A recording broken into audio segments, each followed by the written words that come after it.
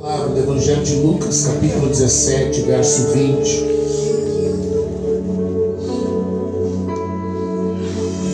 E deixe que teu espírito seja, se ainda não foi ativado por Deus, que ele seja ativado nessa noite. Porque hoje é uma noite de ativação. Hoje é uma noite profética. A noiva vai sentar-se à mesa e vai comer do pão e vai beber do vinho. E Jesus disse: façam isso, até que um dia vocês irão participar dessa mesa na glória. Evangelho de Lucas, capítulo 17, verso 20. Espírito Santo, ministra o nosso espírito através da tua palavra, Senhor. Nós rendemos a ti, Senhor. Nós entregamos a ti, nós oferecemos a ti tudo o que somos, tudo o que sabemos, tudo o que conhecemos, toda a nossa teologia, tudo que é nosso, nossa mente, nossa vontade, nosso desejo, nós rendemos a ti, Senhor. Nós queremos te ouvir. Pega-nos por dentro nessa noite, Espírito Santo. Rompe com as nossas barreiras, rompe com a nossa religiosidade. Rompe, Senhor, com aquilo que nos impede de nos render a ti. Ativa, Espírito Santo, aqueles que ainda não foram ativados. Abre os olhos que ainda não foram abertos. Que o véu possa cair nessa noite. E que nós possamos ver o que ainda não vimos. Que possamos ouvir o que ainda não ouvimos. Que possamos entender o que ainda não entendemos. Ministra a nós, Espírito Santo. Fala conosco, Pai. Em nome de Jesus. Em nome de Jesus. Amém.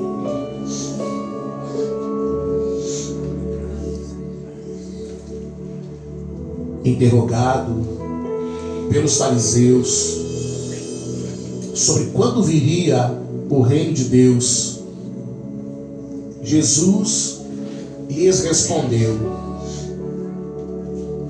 não vem o reino de Deus com visível aparência, nem dirão ei-lo aqui ou lá está, porque o reino de Deus está dentro de vós. Amém? Aleluia. Quando Jesus responde aos fariseus, ele está falando de três características do reino de Deus. E é sobre essas três características que nós queremos falar nessa noite, e é nelas que nós queremos mergulhar o nosso coração. E nós queremos entender o que Jesus está falando. Jesus fala de três características que fazem parte do reino de Deus e como nós vamos identificar o reino de Deus. Então aqueles homens perguntaram para ele: quando vem o teu reino? Quando que esse reino vai chegar? Como que eu vou conhecer e saber que esse reino chegou? Então Jesus responde para eles. Jesus dá a eles uma resposta que provavelmente eles não entenderam.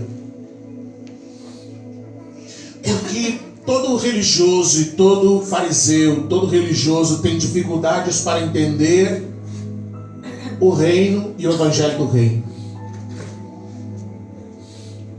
E por mais simples que Jesus estivesse falando, provavelmente esses homens não entenderam o que ele estava falando. Mas ele disse: não vem o reino de Deus com visível aparência. E aqui Jesus fala da primeira característica do reino: a aparência. O reino tem três características. A aparência, a realidade e a manifestação. Então ele diz: o reino não tem visível aparência. A questão é, a pergunta que eles fizeram, ela estava impregnada de religiosidade, porque a religião, ela sempre se importou muito com a aparência. As pessoas religiosas escolhem um templo para congregar por sua aparência, por sua fachada, se é um lugar bonito, se é um lugar socialmente importante. A aparência sempre fez parte. Então as pessoas se tornam fãs de pregadores pela aparência, e sempre foram estimuladas a viver uma vida de aparência. Isso é tão interessante que quando Deus manda Samuel na casa de Jessé para ungir um novo rei, ele diz assim: Samuel, vá à casa de Jessé, desça até a casa de Jessé, porque eu vou escolher entre os filhos de Jessé um novo rei. Quando os filhos de Jessé se apresentam diante de Samuel, ele olha para o primeiro filho, o filho mais velho. E o filho mais velho tinha a aparência de rei. Porque a palavra diz que Saul era um homem de grande estatura e era um homem de beleza, de formosura. Então, quando Samuel desceu lá, ele pensou que Deus iria escolher um homem que seria alto e bonito. Então, quando ele vê o primeiro filho de Jessé, ele pensa: é esse. E aí Deus diz para ele: não é esse. Não olhe para a sua aparência, porque eu não vejo a aparência, eu vejo o coração. Então Samuel teve que ficar atento ao que o Espírito Santo estava lhe falando. E ele teve que rejeitar os outros filhos. Os filhos que tinham a aparência de rei foram rejeitados. Mas Deus havia escolhido Davi, o menor, o pequeno. A Bíblia diz que ele era baixinho, era ruivo, não tinha nenhuma beleza. Não tinha cara de rei. Davi tinha cara de menino, de guri. Mas foi ele que Deus escolheu. A palavra, quando ela fala de Jesus, quando Isaías ele profetizou sobre Jesus, Isaías 53, 2, ele diz assim, pois foi crescendo como renovo perante ele, e como raiz que sai de uma terra seca, não tinha formosura nem beleza. E quando nós olhávamos para ele, nenhuma beleza víamos para que o desejássemos. Então, às vezes, querido, nós podemos ver algum lugar, nós podemos encontrar algum lugar, e você sabe que hoje falar do reino de Deus, ele se tornou até, vamos dizer, se tornou aceitável. Então você pode ir em algum lugar e as pessoas falarem do reino. Então você pode ir em algum lugar e as pessoas cantarem canções do reino. Você pode ir em algum lugar e os pastores em suas pregações citarem o reino de Deus. E até adotar um estilo mais despojado de vestir, porque faz parte do reino. Só que o reino de Deus não tem só aparência. isso, Jesus ele diz, olha, se você quiser procurar o reino não tem visível aparência. Então, se a vida inteira, como religiosos, nós escolhemos igrejas por aparência, escolhemos pregadores por aparência, escolhemos templos por aparência, e nos preocupamos com aparência, nós não vamos encontrar o reino de Deus somente pela aparência. Não. Você poderá encontrar, você poderá ver e dizer, não, ali pode ser um lugar de reino. Mas só que não basta ter aparência. Não, não é só aparência. O reino precisa ter mais do que aparência. O reino precisa ter a segunda característica, que é a realidade. Precisa ter a realidade. Bom, a aparência, como o próprio nome diz, ela é aquilo que é externo. Mas a realidade é algo que está dentro de nós. Aí Jesus diz ali, ó, muitos dirão, está aqui, está lá, mas o reino de Deus está dentro de nós.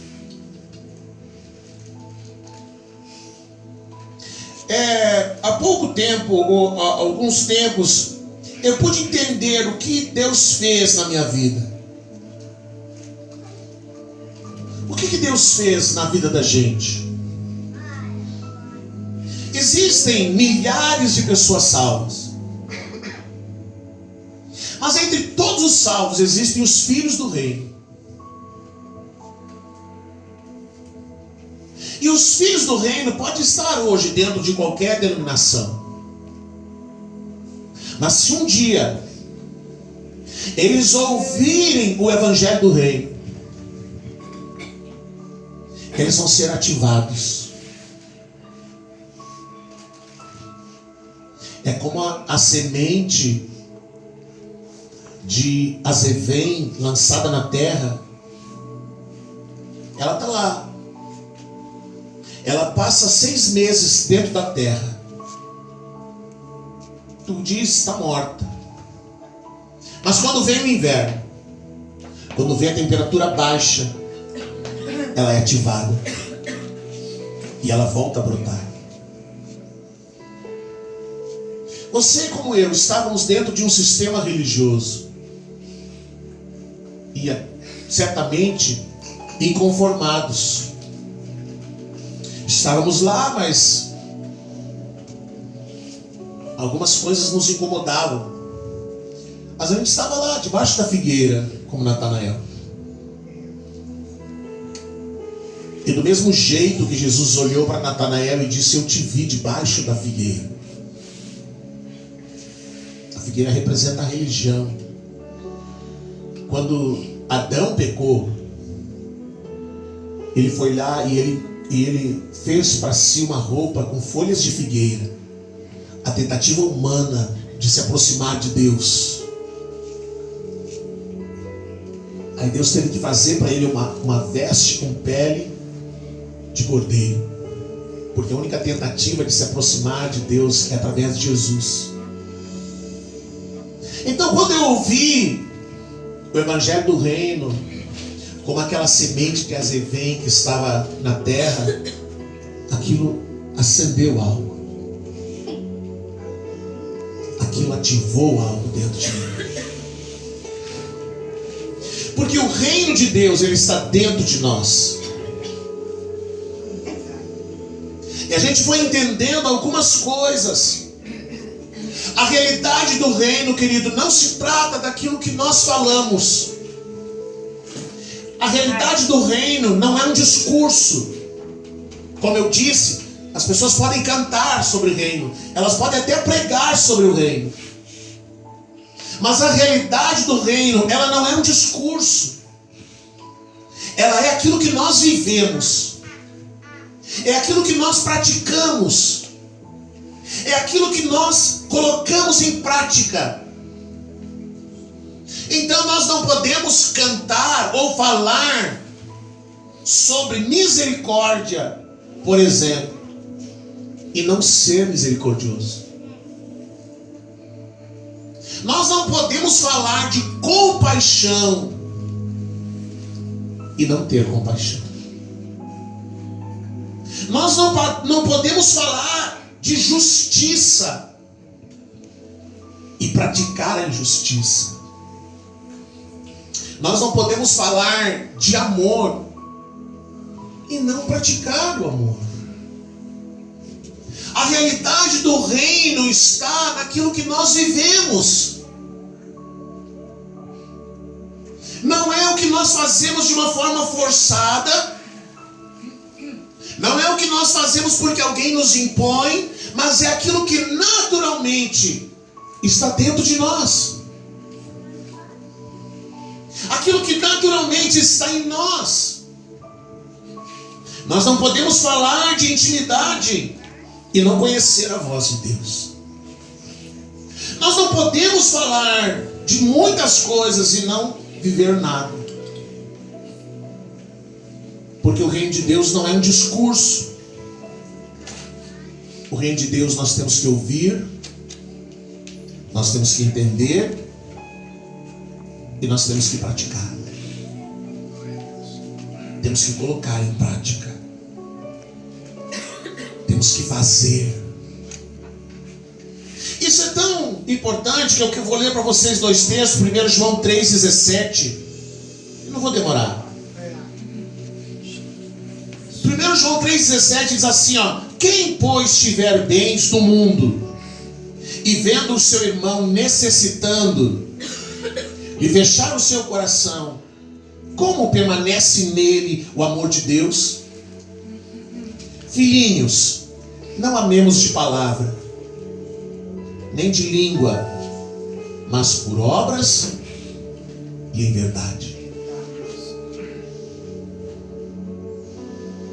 Por obras e em verdade. Ou seja, não é bater no ombro do irmão e dizer, irmão, vai embora, eu vou orar por você, vai dar tudo certo. E não dá alimento para ele. Não dá roupa que ele precisa. Não socorrê-lo. A palavra também diz em Romanos 12:9, o amor seja não fingido. Dizer que ama e não fazer nada por aquela pessoa é ter um amor fingido. É fingir que ama. Quando não há a realidade do reino, nós apenas somos pessoas religiosas que entendem, que sabem, que falam alguma coisa do reino. Mas quando existe realidade, quando nós entendemos as coisas das quais Jesus ensinava e falava, e nós colocamos em prática aquilo que Jesus ensinava, então existe uma realidade. Eu não apenas digo que tenho compaixão, mas eu exerço compaixão. Eu não apenas digo e falo sobre misericórdia, mas eu exerço misericórdia. Eu não apenas falo de justiça, mas pratico a justiça. E é tão interessante que Deus, como a gente acabou de orar, Deus abre os nossos olhos e a gente começa a ver, a enxergar aquilo que a gente não enxergava.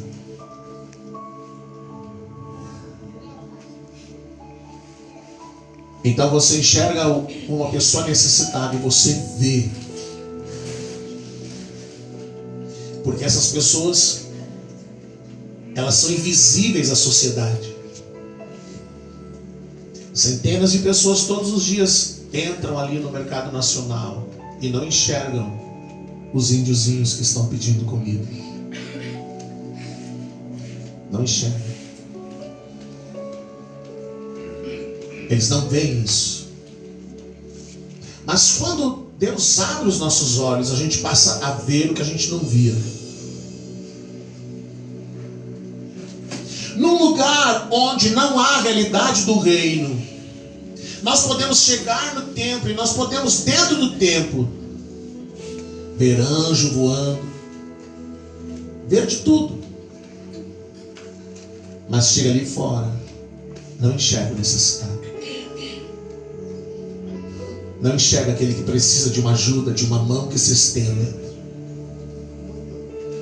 Onde existe a realidade do reino, nós não apenas enxergamos o necessitado, mas nós estendemos a mão e aquilo que estiver ao nosso alcance, nós fazemos. Nós fazemos. A palavra de Deus, ela fala sobre isso. Em Efésios 2:8 diz assim: porque pela graça sois salvos por meio da fé, e isso não vem de vós, é dom de Deus. Não vem das obras para que ninguém se glorie, porque somos feitura sua, criados em Cristo Jesus para boas obras, as quais Deus antes preparou para que andássemos nelas. Deus permite que a sua igreja esteja na terra, para que a igreja seja a mão de Deus na terra. Nós não fomos salvos, não somos salvos pelas obras, mas fomos salvos para as obras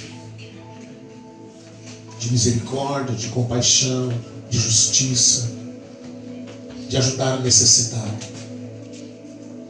A realidade do reino não está no discurso, não está na aparência, mas ela está em nosso espírito. Quando Jesus diz o reino de Deus está dentro de vós, Ele está dizendo que o reino de Deus está em nosso espírito.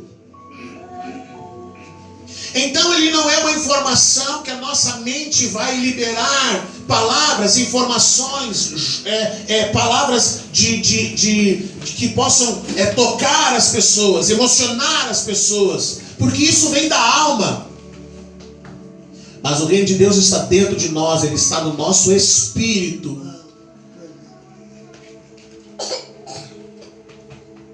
Por isso não dá para dizer está aqui ou está lá, porque ele pode estar em todo lugar.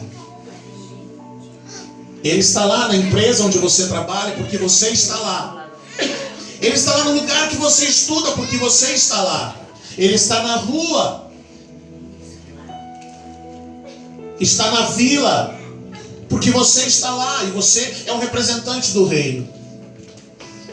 Mas além da aparência e da realidade, existe a manifestação do reino.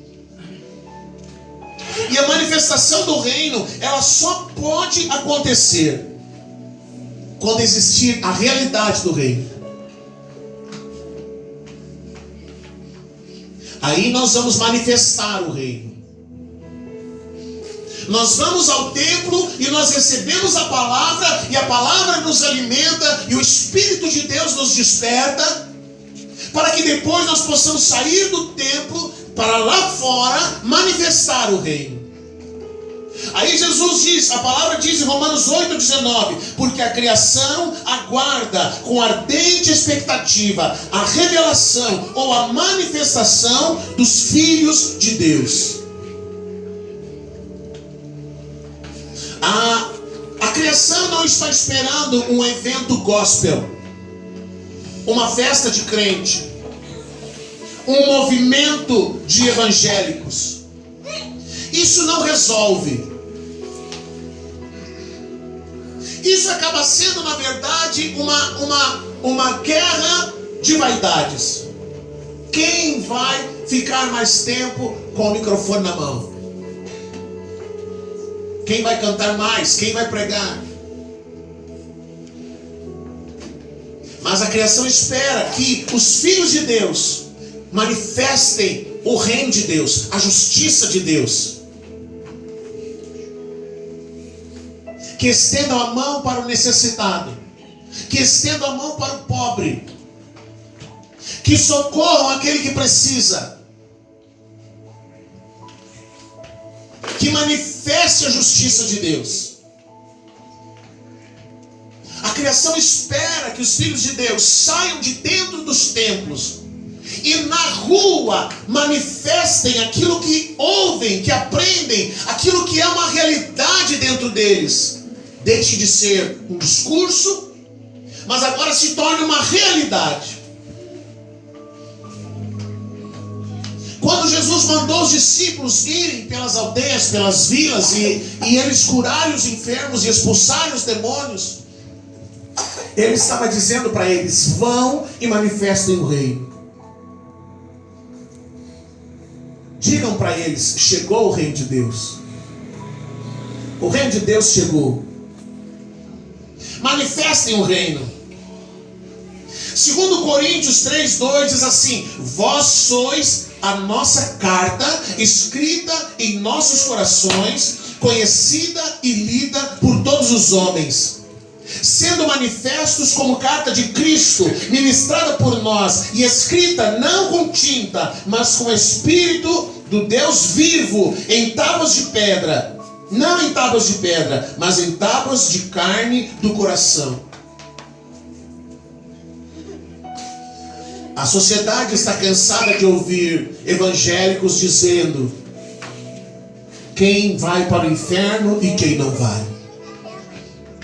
A sociedade está cansada de ouvir pessoas condenando outras pessoas e dizendo quem vai ou não vai para a eternidade. A sociedade está cansada de ver pessoas hipócritas, mentirosas, que enganam, que mentem, mas que falam de Deus. Elas estão esperando que alguém se levante e, ao invés de dar um discurso, ao invés de ouvir mais uma palavra, mais uma promessa de vitória, elas querem que alguém não apenas pregue, mas que alguém seja a pregação, que alguém seja a carta que vai ser lida pelas suas atitudes, não por aquilo que ele fala, não por aquilo que ele diz, mas por aquilo que ele faz. A criação espera ansiosamente que essa carta que foi escrita no seu coração possa ser lida pelas tuas atitudes, na sua casa, com seus vizinhos. O que os seus vizinhos falam de você? O que os seus colegas de trabalho falam de você? O que as pessoas, elas falam de você? O que tem lá na sua casa que chama a atenção dos vizinhos? A gritaria, a confusão, a discórdia, as brigas. Que tipo de carta eles estão lendo nas tuas atitudes? Tem que ter aparência, tem que ter a realidade e tem que ter a manifestação. O reino de Deus precisa ser manifesto fora dessas quatro paredes. Agora a pergunta é: aparência de reino você tem.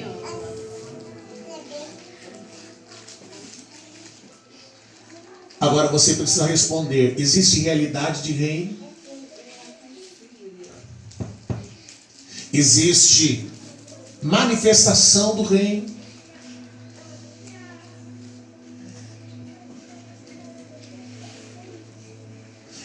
O reino de Deus é impossível de ser vivido, o evangelho do reino é impossível de ser vivido da forma que nós vivíamos na religião. Ontem à tarde eu separei tempo para fazer as anotações para hoje. E hoje à tarde o tempo estava bom para dormir.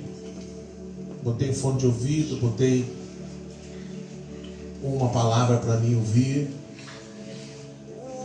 E eu pensei que eu ia dormir. Mas eu comecei a ouvir aquela palavra e eu confesso que não teve como dormir. Não consegui dormir. O Espírito Santo não me deixou dormir. E um pouco eu orava, e um pouco eu chorava. E um pouco eu chorava, e outro pouco eu orava. O Espírito de Deus foi falando ao meu coração algumas coisas.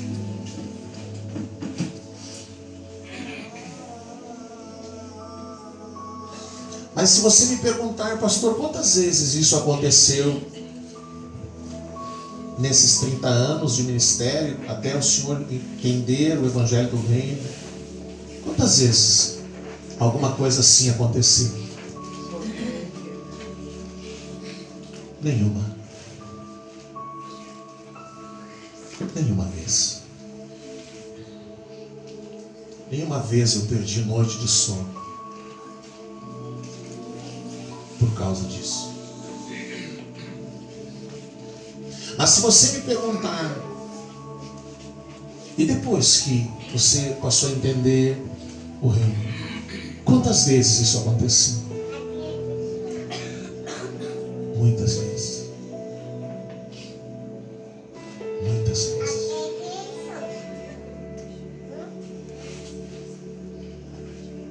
Alguém me perguntou por que eu não me esforçava para construir um templo de alvenaria.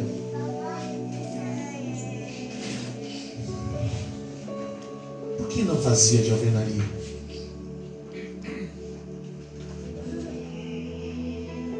Um templo que, para fazer, nós íamos investir 50, 60 mil reais.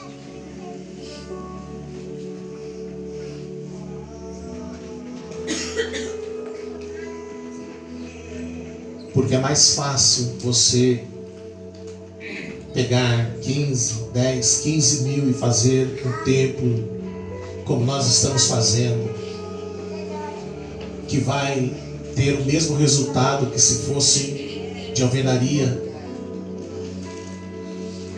Esses outros 35 ou 40 mil, a gente pode fazer muitas outras coisas.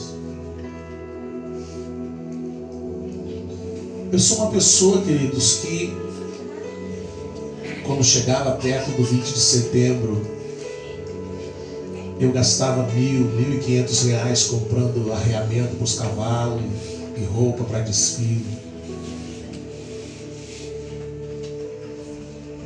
Essa semana eu tive que levar meu carro para manutenção. Fazia quase um ano que eu precisava consertar a suspensão do meu carro. Estava ficando muito perigoso. E eu não cheguei a gastar R$500.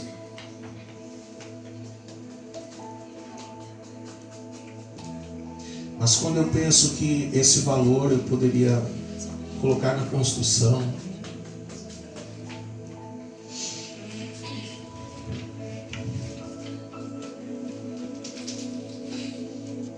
que eu poderia fazer alguma outra coisa, ajudar alguma família,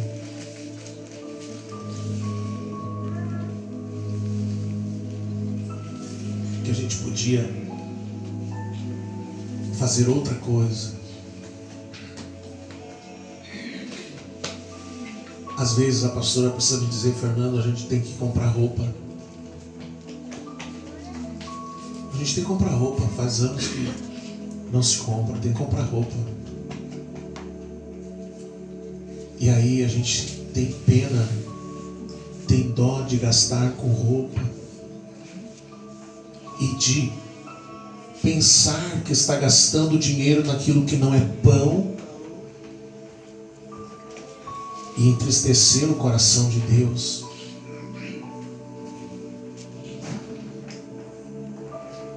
Eu não sei se você entende isso.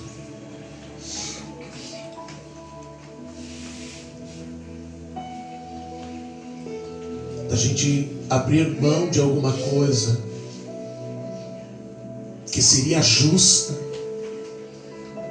mas que dentro do meu espírito, dentro de mim, eu penso que talvez Deus pudesse se desagradar.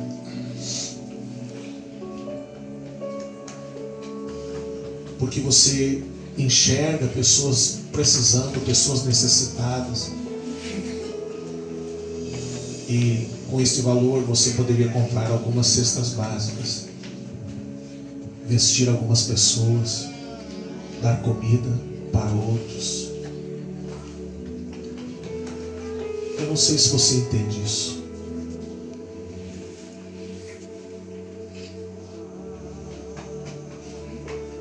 Porque da mesma forma que a gente está lá investindo para construir esse templo, que vai ser excelente para nós, mas cada vez que vem aqueles produtos aí, tem que pagar R$1.000, R$1.500, 700, 800. Embora seja para construir algo para o nome de Deus ser glorificado. Às vezes eu fico pensando, Jesus, dá graça para que a gente possa fazer o melhor, que a gente não gaste nada mais do que não precisa, do que realmente é necessário, Senhor. Então nós estamos fazendo um lugar bem despojado, porque a riqueza daquele lugar não vai estar nas paredes. Glória a Deus. Não vai estar nos móveis, nos utensílios. Vai estar dentro de nós. É aquilo que vai ser gerado lá dentro. Essa que vai ser a riqueza. Eu quero encerrar lendo para vocês o que Deus espera encontrar em nós. Romanos 12, 9 diz assim. Não precisa nem abrir, só escute. O que Deus espera de nós. Romanos 12, 9. O amor não seja fingido. Aborrecei o mal e apegai-vos ao bem.